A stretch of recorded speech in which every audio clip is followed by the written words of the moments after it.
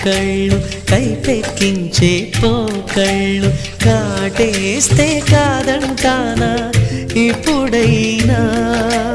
వయసేమైనా సొగసేమైనా మరపించే మనసేమైనా నవ్వు నవరాత్రి నీ కోసం తీసుకువస్తున్నా మైనా ఏమైనావే మన్మథ మాసం అయినా ఎంతైనా ఇది మెత్తని మోసం